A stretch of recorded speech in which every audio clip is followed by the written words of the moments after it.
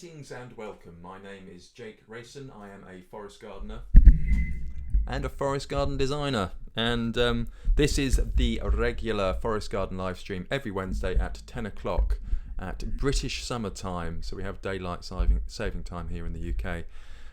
This is also known as Cardiff time for those who live in Wales. It's the same as London time, but it's Welsh. And today I want to talk about measuring up. I've been working on a particular job, which is for a client in Carmarthenshire, and I've been doing a lot of designing. So it's kind of funny. It's actually, despite everything growing in the garden and so much work needing to be done in the garden, it's actually a really, really good time of year to. It's a really good time of year to actually design stuff as well, because by designing in the summer, even though it depends what you've got going on, but by designing in the summer, you can start planting out in the autumn, and it's better to plant out ground cover plants and shrubs and stuff in the autumn rather than in the spring.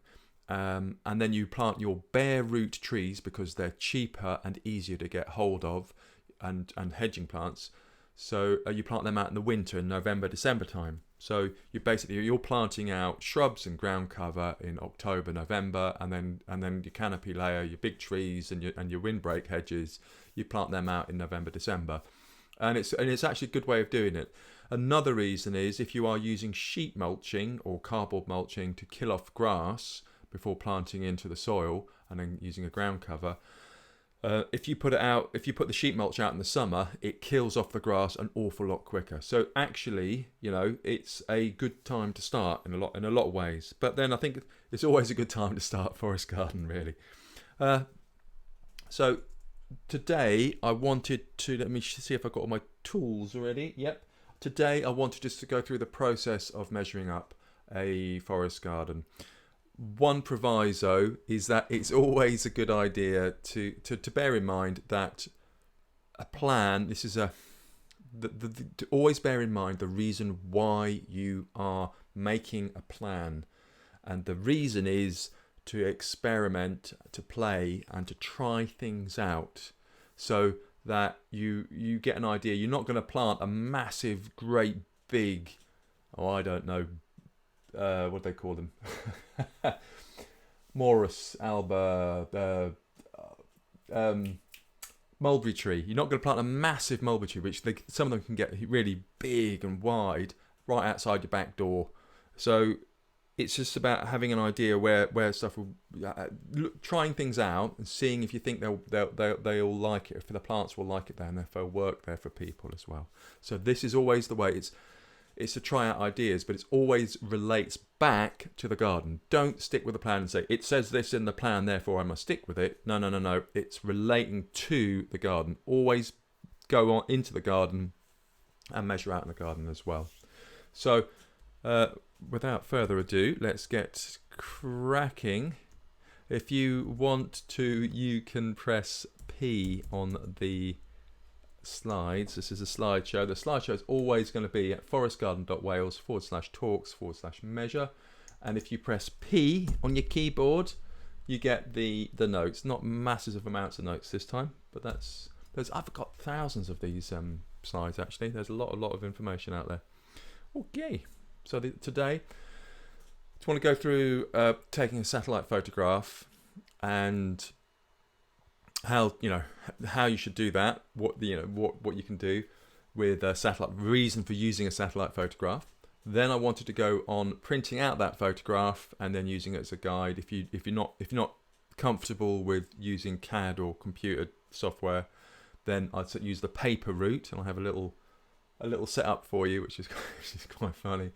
I used to be a web designer. I use CAD a lot. I use a bit of software called QCAD, and I'll use that to print out the outline of the satellite photograph, and then go out into the field, measure up, and then it's marking up. Come back and mark up on your plan the measurements and show you how to do that. Okay, so hopefully we should be pretty on time today, because I've got everything prepared. Surprise, surprise. satellite photograph. This is an image from Google, what is now Google Earth, I think. It used to be on Google Maps, and you used to be able to, using Google Maps, get 3D images of properties in kind of built-up areas. This is a friend of mine in North London. Which is their garden? It's this one here with a little brown door.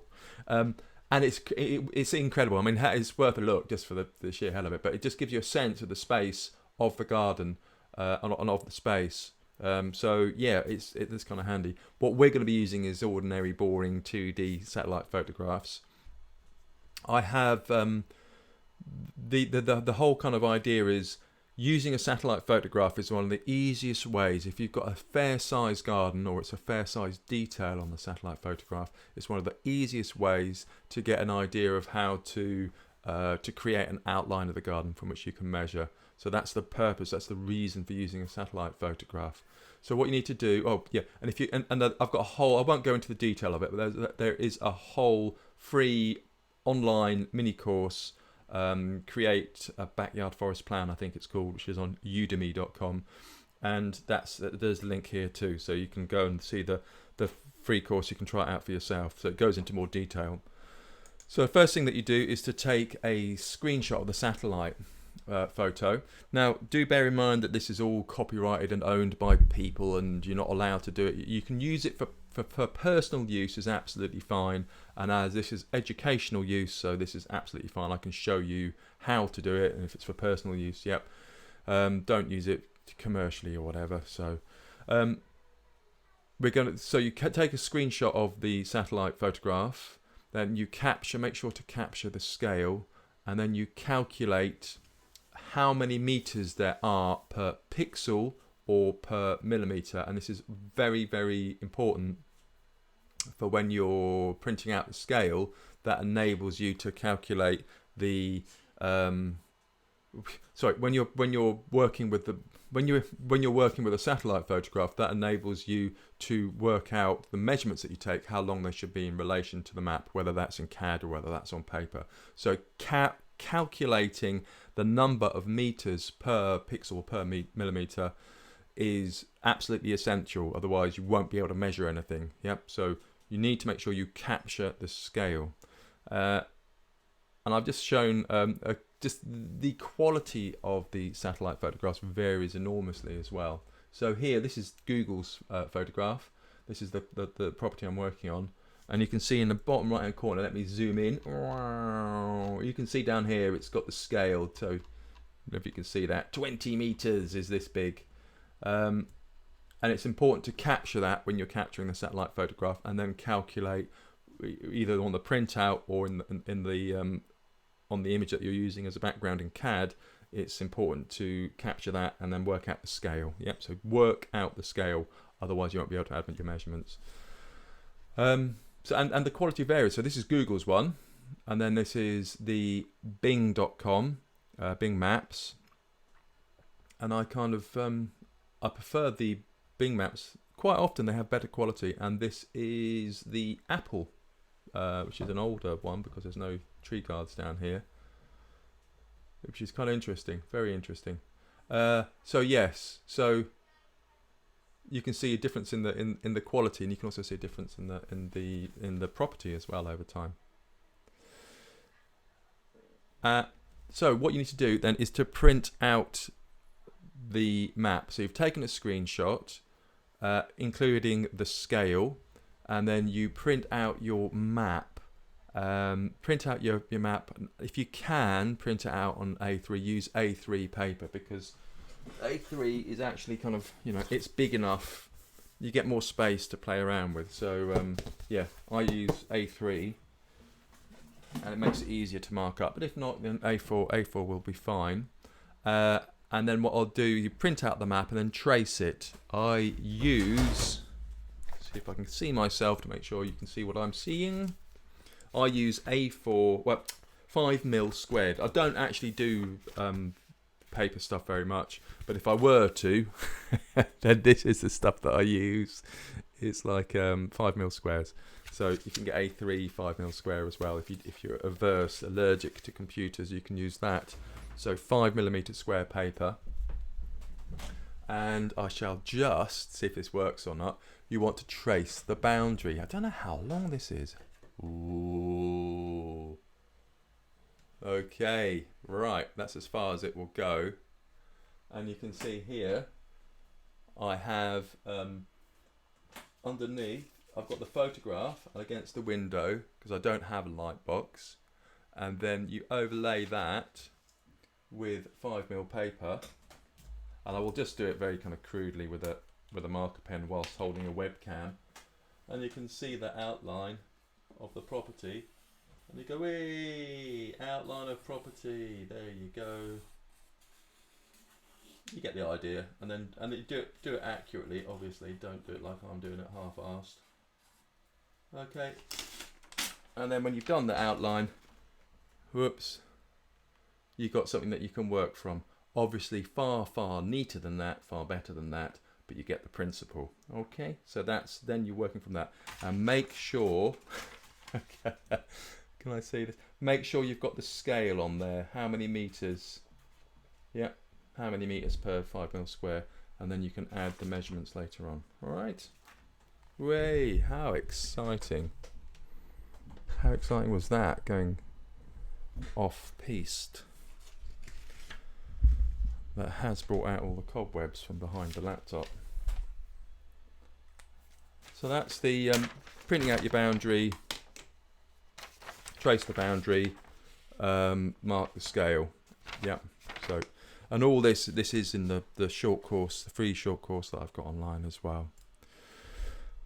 Okay, so next one, sorry, let's go on there. The next one is printing out, taking the photograph and printing out the photograph in, taking the satellite photograph and then importing that into CAD, and I use a bit of software called QCAD, which is absolutely brilliant. It's not the prettiest piece of software in the world, but my goodness me, it's just everything. You know, it is, once you get the hang of it, it is superb. Just the tools and the controls. I should do a separate course about how to use CAD for forest garden design, because they've got some amazing tools and stuff in there that you can do really easily. How to create, you know, creating paths and creating curves and rotating objects and repeating them and creating. It's brilliant. It's brilliant. So in here, I won't go into CAD because my laptop's too slow to be able to handle it. But you can see here the you bring the image in, you import the image, and previously in a bitmap photograph, previously in a bitmap editor like Photoshop, you can work out what the scale is, because you can see there's a scale down at the bottom, and you work out how many meters there are per pixel, and when you import the image, you scale the image down, because when you import an image into QCAD, it's 1 meter equals 1 pixel, whereas in actual fact it's 0.04717 meters in this instance per pixel. So you scale the image right down, and then when you draw anything on top, it will be in scale, which is pretty cool. And I've covered this loads and loads of times. And again, this is in the free online course, Plan a Backyard Forest, which is on udemy.com. So import your image, scale the image, and then what I would do then is to just with a line tool, doesn't have to be particular, but as accurate as you can get it, but trace the house and the kind of points, the fixed points that you can see, the boundary, the house, and the trees, and mark them out on the map. So what you should end up with, I don't know if I've got, this is one I made earlier. What you should end up with is a, this is one I kind of started but didn't really kind of get on with. So you can see I started measuring up on this one, but there's the boundary, which is actually a bit gone to cock, and the house, and then you can start measuring from points on the boundary, and then that's the idea. So you make the outline, you draw the outline, and when you print it out, you don't print out the satellite photograph, you just print out the outline. You end up with a digital equivalent a digital equivalent of that. Basically, you've traced it. You end up with that. Okay. And then now you're ready. So what you do need, you're ready to measure. So you've done all your preparation, you've got your satellite photograph, you've traced the outline, you've got the scale, you're ready to measure. So what you do need is measuring tools. So how many have I got here? Measuring tools. You need a surveyor's. The first and probably the most useful bit is a big measuring tape, a surveyor's measuring tape. Now I have, this is an old one. This is probably about 30, 40 years old. Made out of aluminium by the feel of it. This is my dad's. My dad was an architect, and when he died, I got his watch, and I got his measuring tape, and I got his gardening knife, which is quite nice. So I use these all the time, bless him. But this is the 30-metre one. Depends on the size of your garden. I did buy a plastic one, Silverline, and they were it's a bit rubbish. It lasted for about a year, and it's kind of broken a bit.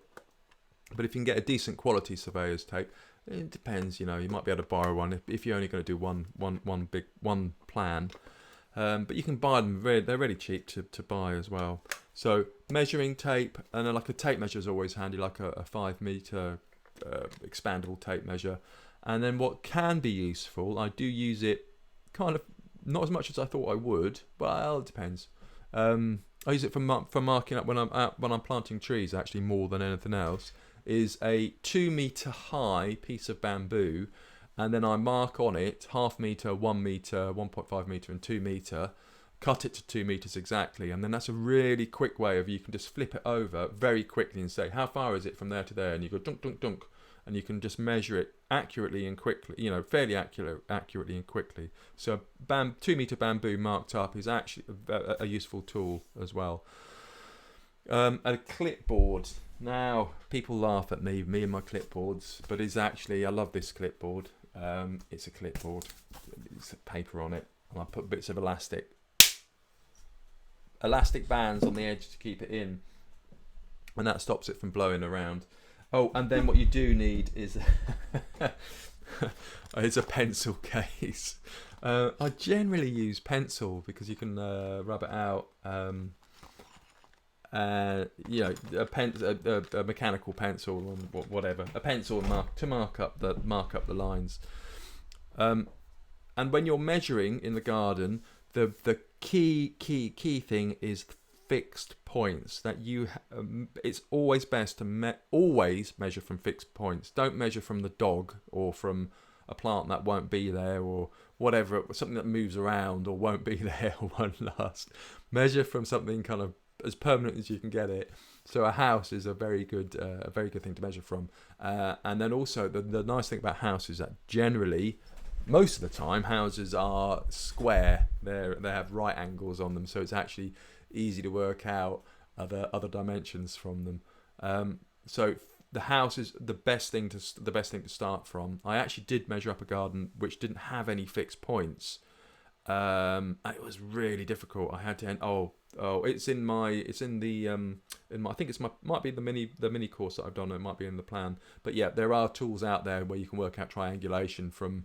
You can triangulate using irregular measurements, if that makes any sense. Maths was not my strong point at school, I must point out. And then when you're taking a measurement, don't do what I did. Take measurements, like 3 measurements, so at least 2 measurements, and then 3 measurements. So from the corner of a house, you measure to a point, and then measure that point from another fixed point. So you can then triangulate it and always kind of have at least two measurements to each fixed point.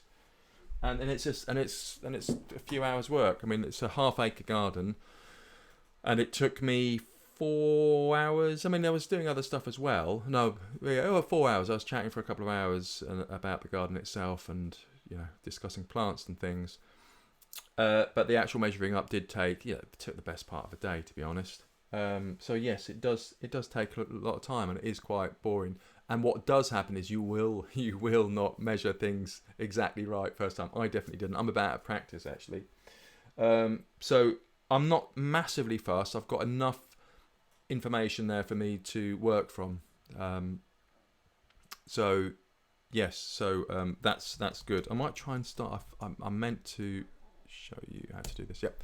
So sorry, where was I? Yeah. So got the plan, 3 measurements, da-da-da-da-da, that's all fine. I'm going to try and start up QCAD and show you how to mark up the plan that you've got. So when you're using, is it not going to work? When you're using paper, you have you do your measurements, and it's always a good idea if you're using paper to make lots of copies of the original plan that you do. So when you're out in the field, you do your measurements, 3 meters and 2 meters or whatever they are from fixed points, and then you can, if you know once you've established from the house, you know the dimensions of the house, and then calculate from the house the boundary, so you know exactly where the points are on the boundary. Working from, so the house is the fixed point. The house has a fixed right angles and length and height. Work from that. But once you have calculated the house dimensions, then you can work from the house to the points of the boundary from different angles. Yep. And then you can say, well, that is that point in relation to the house, and you build up a picture of the boundary from the house. And then when you put your trees in, you know that now, you know, ideally you really ought to be measuring from the house to an object, because that's a fixed one. And if you have to, measure from the boundary. But always, start with the house, build outwards, and then take the measurements. And what you to get the measurements, essentially what you do is to draw a circle with a compass. And I might actually have one kicking around, but basically, I don't know if you can. Pretend I've got a compass, and you basically draw a circle, and the radius. Hold on, where's my finger? The radius of that circle is the length of the measurement. Yeah, which is why it's important to have a scale, so you know exactly what you're doing, exactly how long that should be. And then it's where the points intersect from the circles. So you draw another point. You draw another circle from that. You draw another circle, and it's where the circles intersect. That ideally, that should be where the object is, and then you can mark the object up on your plan. And it really is. It's the same principle when you're working on a. It's the same principle when you're working on a plan in CAD. You create circles, and it's where the circles intersect. So. Is it going to let me do this? Yay! So, say for example, where am I going to go here? Cool. Come on then. No, it might not work. But I have this, and I say, I've got another tree, and it's this is a circle taken from the greenhouse, and the radius is 1.85. And it's also from here, from I don't know, from the corner of the